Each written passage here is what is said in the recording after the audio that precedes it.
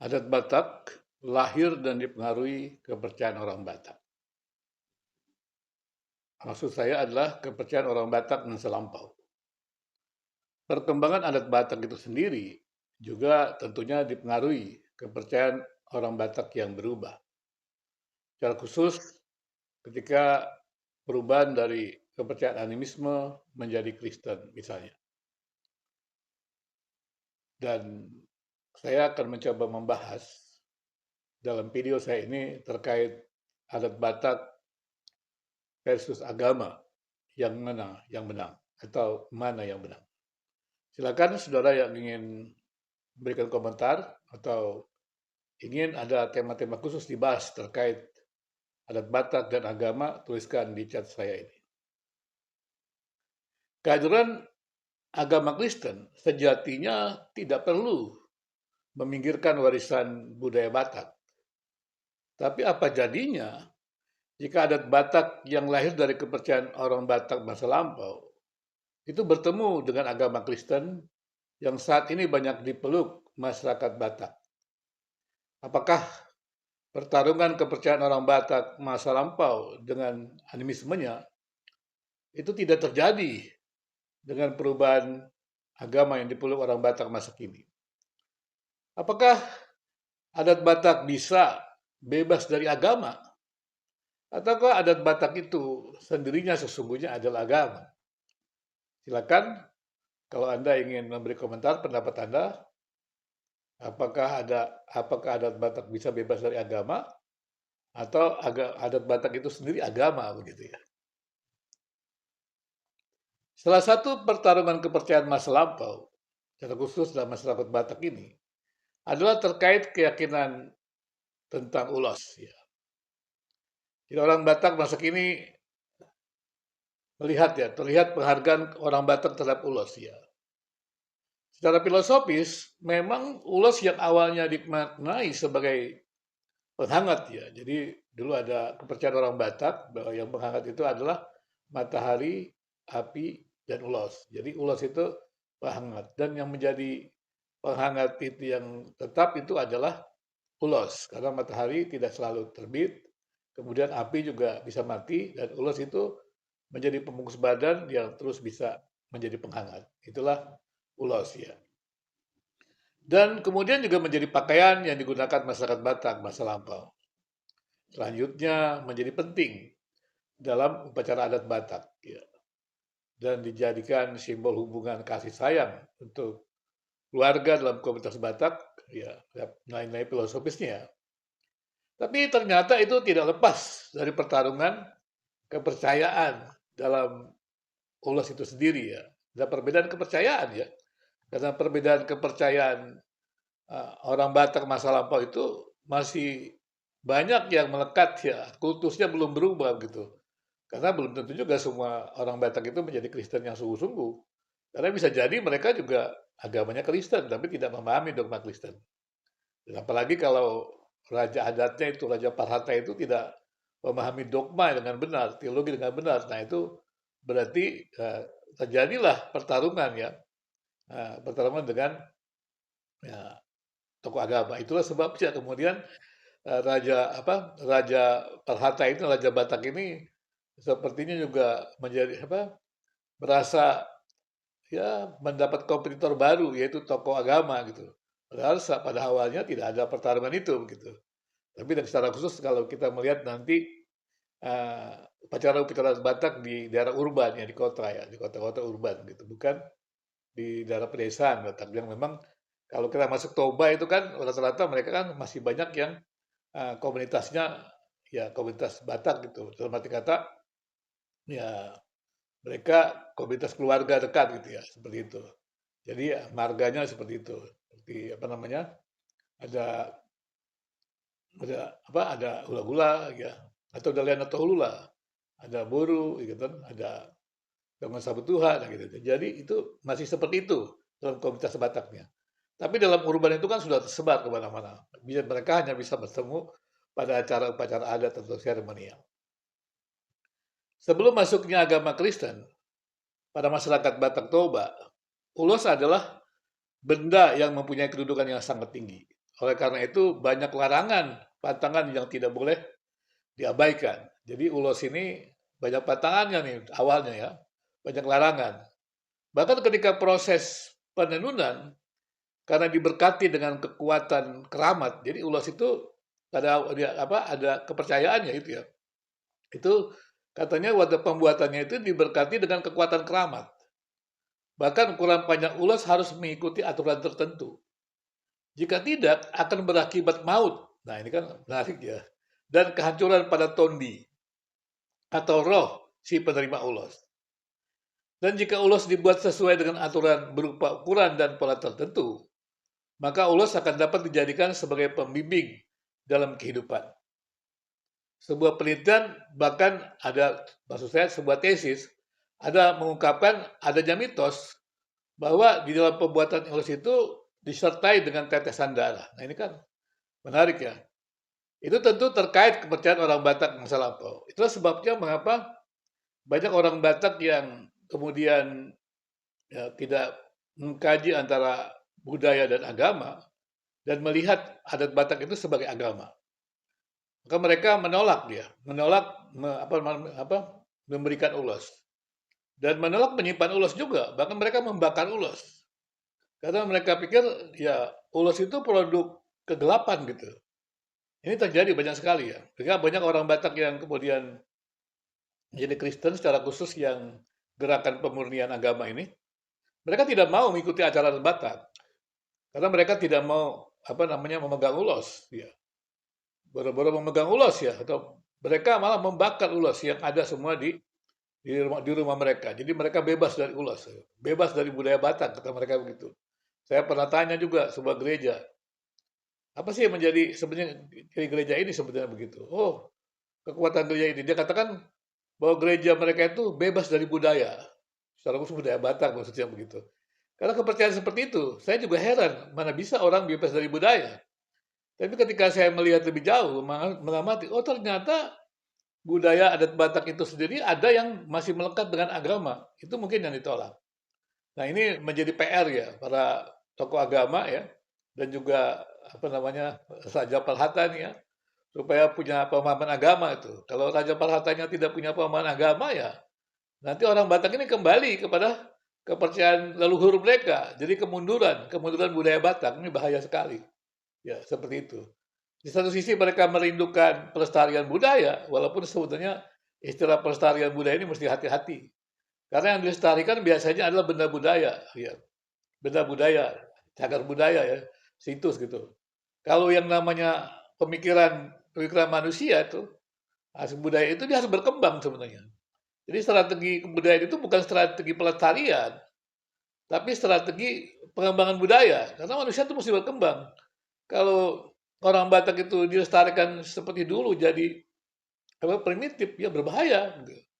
Nah, harusnya dia berkembang terus. Nah, memang ada yang dilestarikan itu apa begitu? Nilai-nilai ya, boleh nilai tertentu yang baik, tapi kan dia tetap harus berkembang juga begitu. Nah ini mesti hati-hati ya. Nah inilah pergumulan tokoh-tokoh Batak, gitu, orang Kristen Batak dan juga mungkin juga raja-raja adat itu yang mesti belajar tentang Alkitab ya. Kalau tidak bahaya nih, ya. Bisa menjadi kemunduran bagi adat Batak gitu ya. Pembuatan ulos yang secara khusus menunjukkan adanya relasi kepercayaan orang Batak masa lampau atau biasa disebut kepercayaan terhadap mitos ya. Dulu ada itu saya dengar tuh si Pelewegu gitu ya. Ada kepercayaan seperti itu ya. Itulah sebabnya umat Kristen ya yang memang secara khusus menekankan pada gerakan pemurnian agama. Mereka melihat ulos itu adalah produk agama, ya, produk agama leluhur Batak, dan mereka menolak ulos. Ya, bahkan terjadi keluarga Kristen yang tidak menerima ulos itu pernah bertengkar. Saya pernah menemukan sebuah kasus yang menurut saya ironis ya.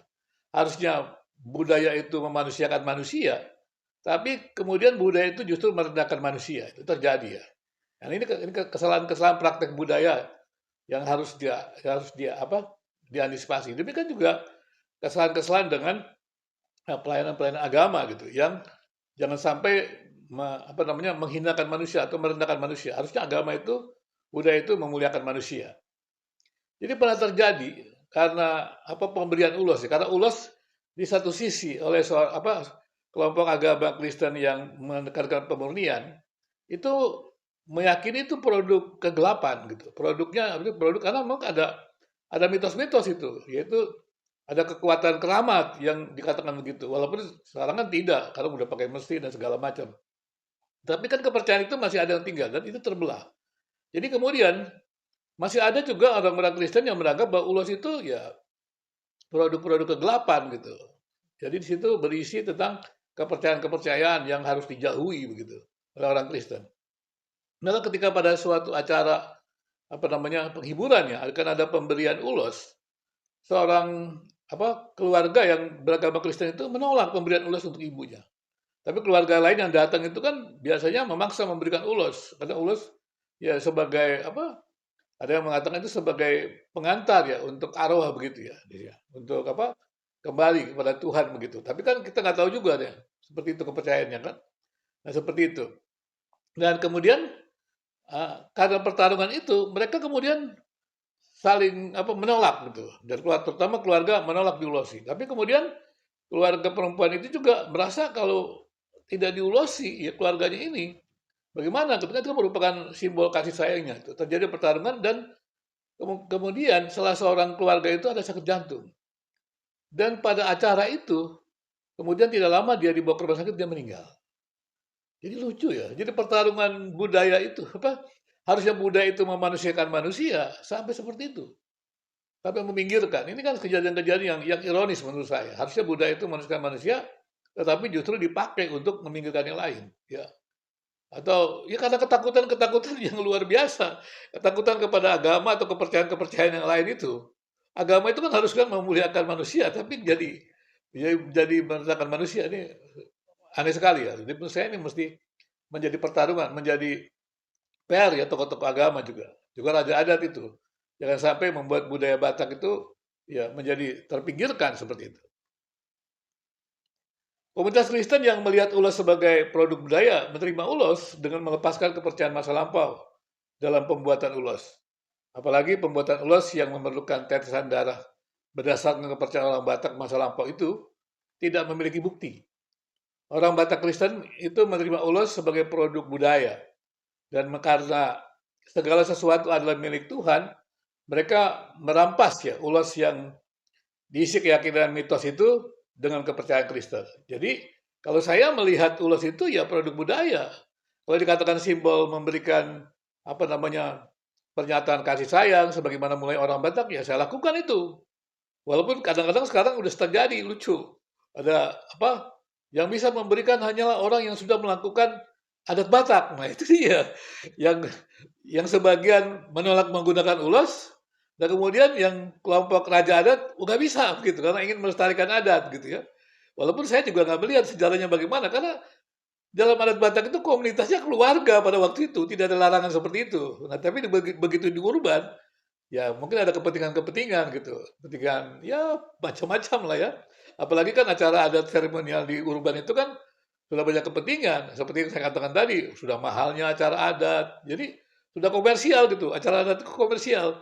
Jadi tidak memanusiakan manusia lagi. Maka teman-teman keluarga-keluarga saya mengatakan, waduh, bang gimana nih? Banyak orang Batak menikah susah karena, waduh, sinabotnya mahal, acaranya mesti besar-besar. Jadi orang-orang Batak yang miskin ini jadi susah menikah begitu, dan mereka nggak berani menikah. Dan kemudian kalau acara adat itu menjadi acara-acara seperti itu, wah, ini kan bukan memanusiakan manusia. Nah, tokoh-tokoh agama dan adat Batak ini mesti memikirkan ya. Jangan sampai budaya Batak itu menjadi tertinggal gitu ya. Orang Batak itu menjadi tertinggal ya. Menjadi lebih primitif dan juga tidak menghargai hak asasi manusia. Jadi lupa bahwa mereka harus berkembang terus begitu. Kemudian orang Batak sekuler yang tidak percaya dengan mitos pembuatan ulos ya dengan tetesan darah. Jadi mereka ya menerima ulos itu ya seperti itu. Itu kan warisan budaya yang tidak ada hubungannya dengan mitos-mitos. Ya mereka berikan saja simbol-simbol seperti itu. Jadi pemahaman tentang ulos ini sudah beragam. Ada yang dipengaruhi oleh kepercayaan masa lampau, ada yang melihat diambil dari perspektif Kristen yang melihat itu hanya produk budaya begitu. Ada juga yang melihat dari ya pokoknya ini terbebas dari pasal agama, dia hanya produk yang memang bisa berguna untuk hubungan relasi sesama, itu saja begitu. Nah itu yang terjadi. Kemudian menurut saya sekarang ini terjadi kebangkitan yang saya lihat ini, maaf ini. Kebangkitan kepercayaan leluhur orang Batak ya. Pada sebuah peristiwa, yakni pada acara persemian pengurus kelompok adat ya, tertentu, terjadi perdebatan. Nah ini saya menjadi saksinya sendiri. Raja adat meminta pemain gondang itu memainkan gondang, lagu tertentu begitu.